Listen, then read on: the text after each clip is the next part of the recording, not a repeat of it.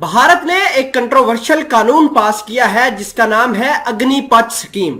यह तकरीबन 4 रोज पहले इस स्कीम को लॉन्च किया गया है।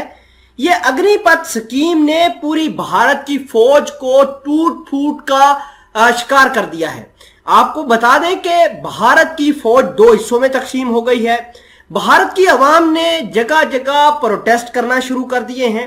भारत की आवाम ने न सिर्फ प्रोटेस्ट किए हैं बल्कि अपनी जो अहम तनसीबात हैं या इनकी जो एसेट्स हैं या प्रॉपर्टीज हैं लोगों की, वो जलाना शुरू कर दिया है और पुलिस फौज आवाम के आमने सामने आ गई है। खैर, इन तमाम तर चीजों के ऊपर डिटेल के साथ डिस्कस करते हैं और अग्निपथ को भी डिस्कस करते हैं। छोटी सी गुजारिश है कि आप हमारा YouTube चैनल असनाट टीवी को सब्सक्राइब करके पास मौजूद घंटी के निशान को दबा लें ताकि लेटेस्ट न्यूज आप तक पर वक्त पहुंचती रहे। बात यह है कि भारत ने अग्निपथ स्कीम लॉन्च की है। इस स्कीम के मुताबिक भारत अपनी फौज के अंदर कॉन्ट्रैक्ट सिस्टम लाना चाहता है। 17.5 साल से लेकर 21 साल तक जितने भी जवान हैं वो भारत के अंदर कॉन्ट्रैक्ट के ऊपर आएंगे, 2-3 साल सर्विस करेंगे और वापस चले जाएंगे। अब भारत की आवाम का यह मानना है कि भारत की जो एडमिनिस्ट्रेशन है, खुसूसन मोदी सरकार, ये लोगों को महज इस वजह से भर्ती करना चाह रही है ताकि लोगों को पाकिस्तान के खिलाफ इस्तेमाल कर सके।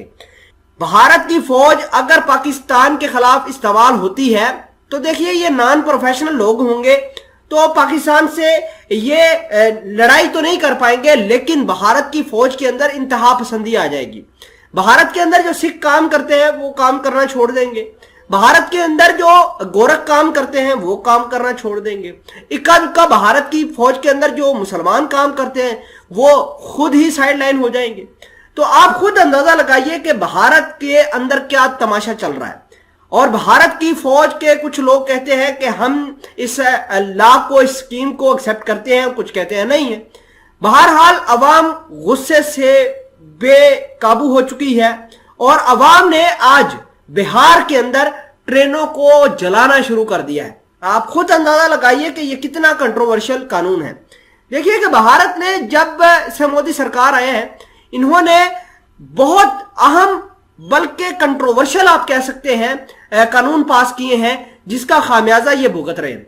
इन्होंने इलेक्शन जीतना था तो उड़ी अटैक करवा दिया, इलेक्शन जीतना था पुलवामा अटैक करा दिया, इलेक्शन जीतना था तो सिखों के जो फार्मर्स थे वो लोग लेकर सामने आ गए। तो आप देखिए कि मोदी के कवानीन किस तरीके से हैं। खैर, आपको ये बता दें कि हम पर्टिकुलरली फौज की बात कर रहे हैं तो अवाम का पाकिस्तान के नाम भी ये पैगाम आया है।